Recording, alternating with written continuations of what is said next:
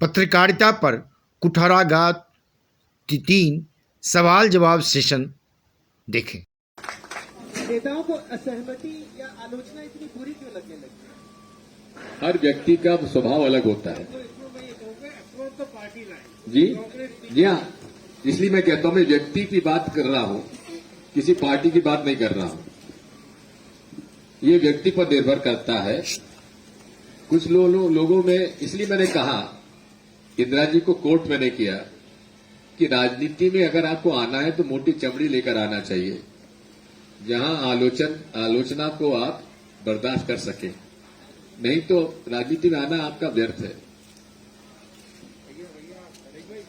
तो मेरा सवाल ये था कि हम सब लोगों ने हम उन लोगों की बात कर रहे हैं कि हम लोगों ने कभी इमरजेंसी देखी तो नहीं है, उसके बारे में पढ़ा और सुना जरूर है, और तब कहा जाता था तब भी ऐसी सेंसरशिप लगी होती थी, मगर ये दौर हम लोग तो भोग रहे हैं, भुगत रहे हैं और उससे गुजर रहे हैं। इस दौर में भी जिस तरीके से रोक टोक और पाबंदियां, और आपने कहा कि जो हम लोग भुगत रहे हैं कि छोटी छोटी बात पे जो बड़े बड़े मुकदमे दर्ज हो रहे हैं, तो ये सब क्या है? यानी कि इससे कभी उभर पाएगा? मुझे ऐसा लगता है कि सरकारें जो भी होती हैं एक ही तरीके से सोचती हो, जो बात आप बार बार करने की आलोचना बर्दाश्त करने की ताकत आखिर कम क्यों होती जा रही है? अघोषित वो इमरजेंसी घोषित इमरजेंसी थी, आज की इमरजेंसी अघोषित है, और यही फर्क है। वो घोषित इमरजेंसी 2 साल में वापस हो गई थी, चुनाव हो गए थे, और इंदिरा जी ने उसके लिए माफी भी मांग ली थी। क्या आप मौजूदा परिस्थिति में किसी से ये उम्मीद कर सकते हैं? बात यह है, इन्होंने उन्हीं कानूनों में बिना इमरजेंसी घोषित किए सेडिशन का जो है नेशनल सिक्योरिटी एक्ट भी एक कानून की व्यवस्था है, लेकिन आउटस्टैंडिंग केस में लगाना चाहिए, या जनरली हर किसी पर लगा दिया जाए। साहब इसने बड़ा बदतमीजी की है, इस पे एनएसए लगा दीजिए, इसका घर तोड़ दीजिए। अरे घर तोड़ना बिना सूचना के, बिना किसी के, क्या ये लीगल है? एक जिला कलेक्टर महोदय ने बिना सूचना के घर तोड़ दिया, तो मैंने कहा जनाब ये आपको अधिकार किसने दे दिया? कि नहीं सर, वो बहुत जरूरी था थोड़ा सा उसको डराना धमकाना। मैंने कहा ये आपको किसने कानून ने अधिकार दे दिया? बात यह है कि हमें ऐसे प्रकरणों को अदालत में जाकर लड़ना चाहिए, और चाहे आखिरी तक लड़ना पड़े, लड़ना चाहिए। लेकिन जुडिशरी मतलब केसेस लड़ना भी कोई सस्ता काम नहीं है। एक एक पेशी में कौन कौन कितना कितना पैसा वकील लेते हैं, मैंने उसके बारे में तो आप जानते ही हैं। लेकिन अगर कोई ठान ले तो कोई बड़ी बात नहीं है, इस पर नियंत्रण किया जा सकता है। तो इसलिए मैं तो इस मामले को हमेशा कहता हूं, मुझ पर देशद्रोह का आरोप लगा दिया, और किसी ने नहीं, इस प्रदेश के चुने हुए मुख्यमंत्री ने कि देशद्रोही है दिग्विजय सिंह। क्या आप उम्मीद कर सकते हैं कि देश का मुख्यमंत्री इतना गैर जिम्मेदारा बयान दे सकता है बिना प्रमाण के? मैंने अपने आप को थाने में प्रस्तुत कर दिया कि मुझे गिरफ्तार करिए, मैं देशद्रोही, आपका मुख्यमंत्री कह रहा है। टीआई साहब ने कहा कि साहब आप पर कोई केस नहीं, मैंने कहा लिख कर दे दीजिए, उन्होंने लिख कर दे दिया।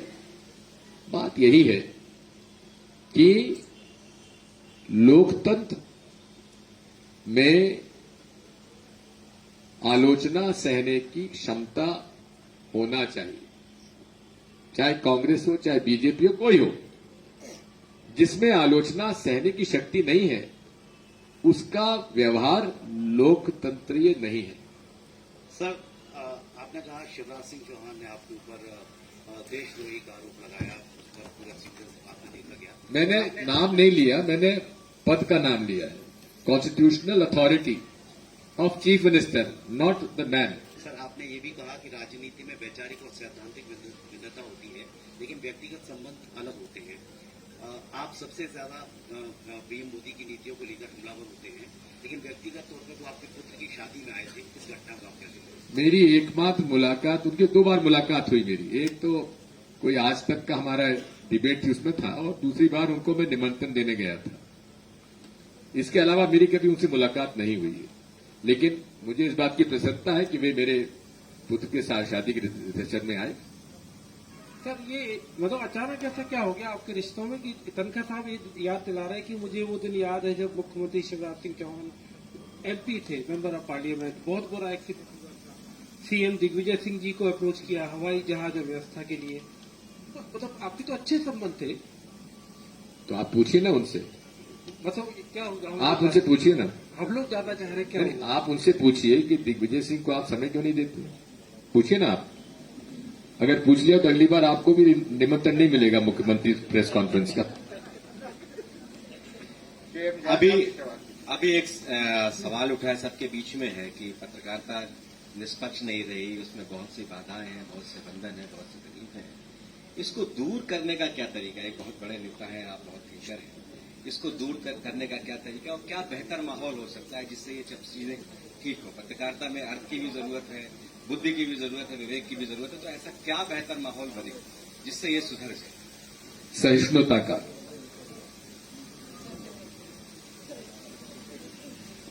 टॉलरेंस।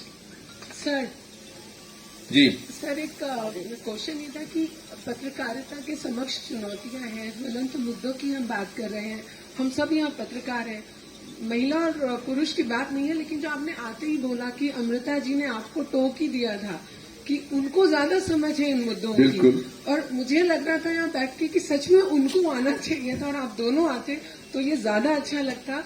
बहुत सारे मुद्दे ऐसे होते हैं सर इस फील्ड में, बीइंग अ फीमेल जर्नलिस्ट हम लोग भी फेस करते हैं, और लंबे समय से ये अनुभव जो बाकी के मेरे साथी पत्रकार लोग बता रहे हैं, चाहे वो वित्तीय उससे जुड़ा है, चाहे वो किसी डिपार्टमेंट में जाने से लेकर बात करने से लेकर, बहुत सारे ऐसे डिस्कशंस हैं जो हम लोग चाह रहे थे कि हम और अच्छा खुल के करें, और हम चाहते हैं सर नेक्स्ट टाइम आप हमारे सेंट्रल प्रेस क्लब में अमृता जी को जरूर लेकर आइएगा। नहीं, लेकर नहीं, उन्हें बुलाते क्यों नहीं आप? सर हमने तो इनवाइट किया उनको। लेके आना मतलब ये हुआ कि मुझे आना जरूरी है।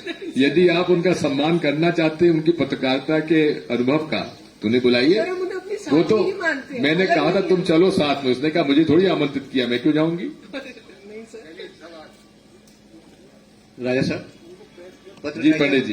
पत्रकारिता को लेके हमेशा ये बात रही है कि समाज का 4th पिलर है। जब सरकार कांग्रेस की होती है तो कहीं न कहीं वो इमरजेंसी जैसा व्यवहार करती है, या जब बीजेपी रहती है तो वो इमरजेंसी व्यवहार करती है। तो क्या वजह है? और उसके साथ साथ एक और बात होती है कि यदि आपके पक्ष में करते हैं तो माहौल ये रहता है कि हम आपके साथ है, व्यक्ति को पार्टी के साथ जोड़ा जाता है और उसके साथ वैसा व्यवहार किया जाता है। और इसकी शुरुआत हम जो देख रहे हैं कि मध्य प्रदेश में ऐसी नहीं थी, 2018 के बाद से जो देखने को मिल रहा है उससे बहुत सारे हमारे पत्रकार जो है मेन स्ट्रीम से बाहर हो गए। तो क्या आपकी सरकार आएगी तो क्या इस प्रकार का जो बिहेवियर है जिसकी शुरुआत आपके शासनकाल में हुई है, अभी 18 से हुई है, तो उस पर कोई नियंत्रण लगेगा? पंडित जी, आप मुझसे कब से जानते हैं?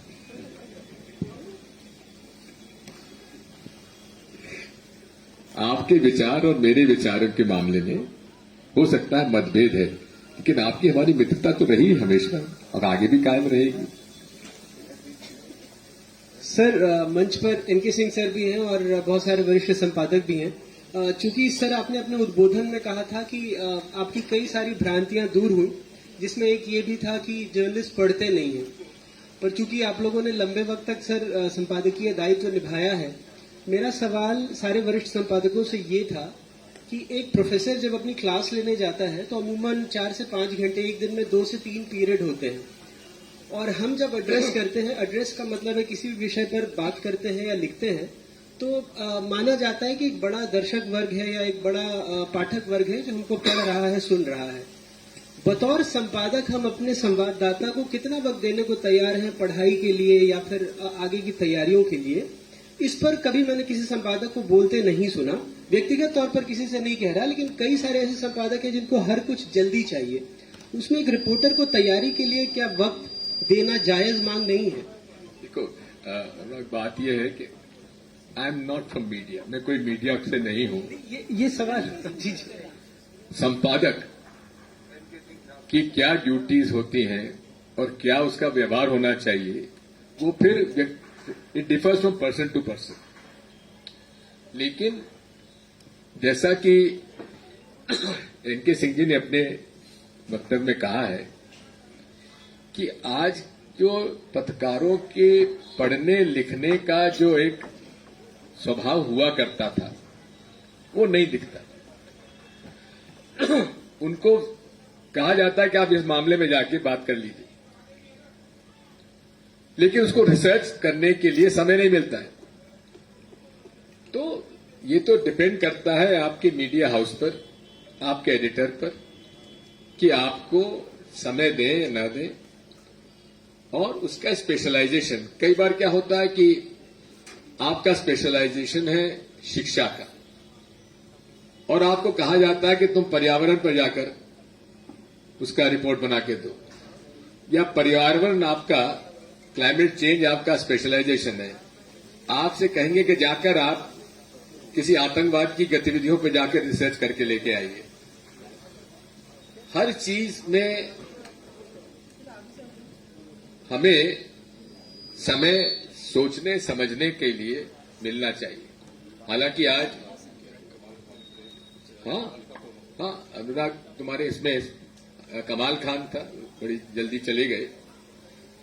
बात वही है कि आज टेक्नोलॉजी ने हमको हर चीज गूगल पे उपलब्ध करवा दी है, और उस पर जो हमको को समय लगता था पता लगाने के लिए, आज कई सेकंड में पता लगा लिया जाता है।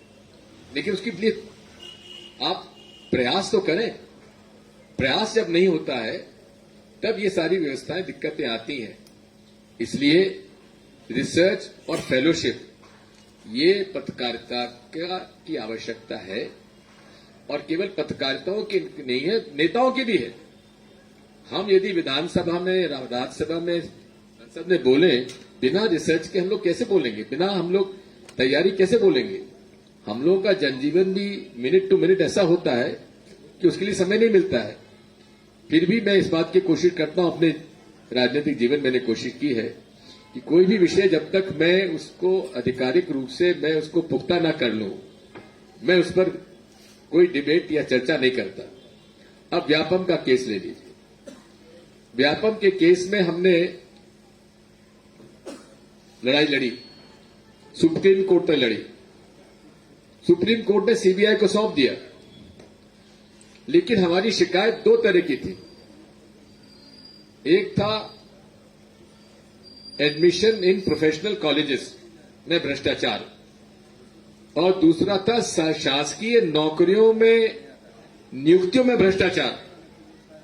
अब सीबीआई ने केवल एडमिशन इन प्रोफेशनल इंस्टीट्यूशन पर को ही सीबीआई ने लिया, शासकीय नियुक्तियों को क्यों नहीं लिया? जबकि सबसे ज्यादा भ्रष्टाचार शासकीय नियुक्ति में हुई है। संविदा 2, संविदा 3 शिक्षकों की भर्ती में स्वयं सरकार ने स्वीकार किया कि व्यापम की वेबसाइट पे कुछ अलग मार्क्स हैं और नियुक्तियां कुछ दूसरों को हो गई। जिसको 40 नंबर मिले उसकी नियुक्ति हो गई, जिसको 100 से ज्यादा नंबर मिले उसकी नियुक्ति नहीं हुई। उस पर कोई कार्रवाई नहीं हुई। आरोपी कह रहे हैं कि हमको बड़े सीनियर लीडर्स के दबाव में करना पड़ा, इसलिए हमने कर दिया। आरोपी कह रहे हैं, मैं नहीं कह रहा हूं। लेकिन सरकार ने उन लोगों की खोज करने की कोशिश नहीं की कि कौन आरोपी है भाई, कौन बड़े लोग कौन है जिनकी वजह से आपने ये झूठे नियुक्तियां कर दी। बात यही है, रिसर्च, जानकारी लेना हर व्यक्ति के लिए आवश्यक होता है। आगे जाके उसको फिर बात होती है। मैं जब भी कोई बात कहता हूं, सोच समझ के रिसर्च की बात और कन्विक्शन से बात करता हूं, केवल हवा में गुब्बारा नहीं उड़ाता। सर इसलिए मैंने कभी भी अपना कोई स्टेटमेंट है विड्रॉ नहीं किया। सर आपने ये बिल्कुल कहा चलो खत्म कि- करो यार। आखिरी फाइनेंशियल इनसिक्योरिटी बहुत प्रभावित कर रही है निष्पक्ष पत्रकारिता को सर। लेकिन बात करें तो कभी ऐसे एफर्ट एज एन अपोजिशन आपकी तरफ से कभी नहीं आए, कोई रिजोल्यूशन ऐसे नहीं आए हाउसेज में। आप अपर हाउस की बात करें, लोकसभा की बात करें, या फिर मध्य प्रदेश में जब आपकी सरकार आई तब की बात करें, तो क्यों आप लोग भी इतने एफर्टलेस रहे इसको लेकर? नहीं, आप समझ लीजिए कि जर्नलिस्ट की पे कमीशन के मामले में जब भी निर्णय हुए वो कांग्रेस पार्टी की सरकार में ही हुए, और हम तो चाहेंगे कि जर्नलिस्ट का पे कमीशन आना चाहिए। लेकिन आजकल नियुक्तियां जो होती हैं वो तो कॉन्ट्रैक्ट पे हो रही हैं। अब कॉन्ट्रैक्ट की नियुक्तियों को कैसे हम लोग फॉर्मलाइज करें, ये भी एक बात है। यदि उसको जॉब सिक्योरिटी मिल जाए किसी भी पत्रकार को, तो वो फिर हिम्मत दिखा के अपनी निष्पक्षता से बात भी करेगा। पिछली बार जब आपने मुझे बुलाया था तो इस बारे में आपने कहा था, मैंने कहा था मैं इस बात को रेस करने के लिए तैयार हूं। एक सवाल अब ये पीसी शर्मा जी किस प्रकार का ट्रस्ट चाहते हैं आप उनसे बात करें। सर एक छोटा सा प्रश्न है, आखिरी एक प्रसंग है उस पे प्रश्न। ये पंडित विष्णुकांत मालवीय जी जो महामना मदन मोहन मालवीय जी के पुत्र थे, जिनको इंदिरा जी विष्णु भैया कहती थी, एक बार संवाद था उसमें मैं भी था। उन्होंने ये कहा कि एक समय तक संपादक को वरीयता मिलती थी, लेकिन जब इंदिरा जी ने देखा कि संपादकों का महत्व ज्यादा है तो उन्होंने उसके ओनर्स को विदेश यात्राएं तरजीह देना शुरू कर। ये प्रचलन जो इंदिरा जी ने शुरू किया, मैं नहीं कह रहा हूं, ये विष्णुकांत मालवीय जी के अनुसार, इसको आप किस दृष्टिकोण से देखते हैं? देखिए, एक होता है इंसेंटिव, एक होता है डिसइंसेंटिव। इंसेंटिव वो होता है कि आपसे कोई खुश है तो चलिए आपको विदेश यात्रा करवा देते हैं, और डिसइंसेंटिव और दूसरा पहलू ये होता है अच्छा तुमने मेरे खिलाफ छापा, सेडिशन, एनएसए, ये फर्क होता है। दिग्विजय सिंह जी, मैं सोचता हूं कि एक मिनट काफी समय दिग्विजय सिंह जी ने दे दिया है। यदि कोई किसी वरिष्ठ पत्रकार साथी का सवाल रह गया है, मनीष श्रीवास्तव जी रह गए हैं, तो मंच पे आकर सवाल कर सकते हैं। उसके बाद इसको ये कार्यक्रम हम यहाँ रोकेंगे, लेकिन इसके बाद हम निवेदन ये करना चाहेंगे, जैसा दिग्विजय सिंह जी ने कहा कि सुंदरलाल पटवा जी के समय उनका विरोध था, निर्मल चंद जैन जी उनको दाल बाफले खिलाए, तो अभी प्रेस क्लब में इस कार्यक्रम का आयोजन है कि मीट द प्रेस के बाद दाल बाफले साथ में दिग्विजय सिंह जी हम लोग के साथ खाएंगे, और आपके प्रश्न खत्म हो उसके बाद अक्षत शर्मा जी हमारे ट्रस्टी हैं, वो धन्यवाद ज्ञापन करेंगे। दिग्विजय सिंह जी, अभी ये वाली बात आई, उसमें कहा गया कि जो प्रेजेंट गवर्नमेंट होती है वो कहीं ना कहीं मीडिया को अपने हिसाब से रेगुलेट करने की कोशिश करती है, कहीं ना कहीं वो डिक्टेट करने की कोशिश करती है। अभी हाल मतलब साल डेढ़ साल पहले आपकी भी सरकार थी, 15 महीने तक आप लोगों ने सरकार चलाई। उस समय की जो स्थितियां थी 15 महीने, उसका आकलन आप किस तरह से करते हैं कि क्या उस समय की जो सरकार है, क्या उसने मीडिया को किया अपने हिसाब से, क्या उसने क्या अपने हिसाब से डिक्टेट करने की कोशिश की? आपका समग्र आकलन उस 15 वर्ष का जो कार्यकाल है उसके संदर्भ में क्या है? उसके संदर्भ में पीसी शर्मा जी से आप प्रश्न पूछे तो बेहतर होगा। तो फिर पीसी शर्मा जी जवाब अभी मेरी प्रेस कॉन्फ्रेंस आपको अलग से मिल लीजिए। सर एक लास्ट सवाल जैसा आप लोगों ने आदेश हुआ है, मेरी तरफ से मैं पूछना चाहता हूं कि पत्रकारों के समक्ष सबसे बड़ी चुनौती उनकी नौकरी और उनके भविष्य को लेकर होती है। विशेष रूप से कोरोना काल में तो ये साबित हुआ कि कई पत्रकारों को नौकरी भी खोना पड़ी और उनकी फाइनेंशियल जो स्पेशली सैलरी थी वो सब कट हो गई। मेरा आपसे सवाल है कि जब आप सत्ता में आएंगे तो क्या कोई ऐसी नीति अपन जो सरकार अखबारों को देती है उसका कोई निश्चित प्रतिशत पत्रकारों की सैलरी या उनके वेलफेयर में रहना चाहिए?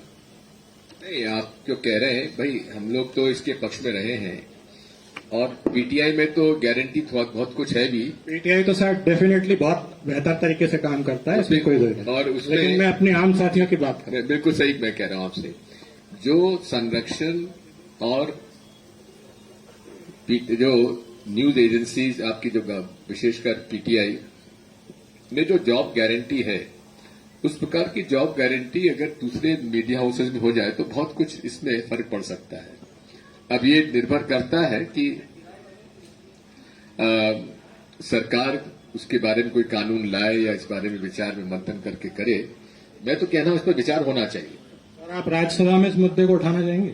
राज्यसभा प्राइवेट रेजोल्यूशन के माध्यम से? देखिए, प्राइवेट रेजोल्यूशन जो है केवल फ्राइडे के दिन आता है, बाय लॉटरी आता है। केवल 0 आवर में हम हफ्ते में एक बार इस मामले को उठा सकते हैं, लेकिन उसमें गवर्नमेंट रिस्पॉन्ड नहीं करती है। लेकिन फिर भी यदि आप कोई एक कानून का ड्राफ्ट किसी अच्छे वकीलों से करवा कर दें जिसमें कि जर्नलिस्ट के संरक्षण के मामले में कोई प्रावधान किया जा सकता है, तो उसके मामले में हम लोग एज ए स्ट्रैटेजी जो कांग्रेस रूल स्टेट से कम वहां तो लाई जा सकती है। पार्लियामेंट में अगर सत्ता परिवर्तन होता तो वहां पर भी विचार कर जा सकते हैं, लेकिन एक ड्राफ्ट बिल बनाना चाहिए आपको। जैसे कि अभी चर्चा हमारी चल रही थी कि किस तरह से पत्रकारों को प्रोटेक्शन मिलना चाहिए, लीगल प्रोटेक्शन मिलना चाहिए, उसके एक्ट बनाने की चर्चा भी चल रही थी कमलनाथ जी की सरकार के समय। फिर पता नहीं लागू ला पाए नहीं ला पाए, कर नहीं पाए। वकीलों को और पत्रकारों के शारीरिक और आर्थिक सुरक्षा के लिए इस बारे में विचार अवश्य करना चाहिए। Thank you.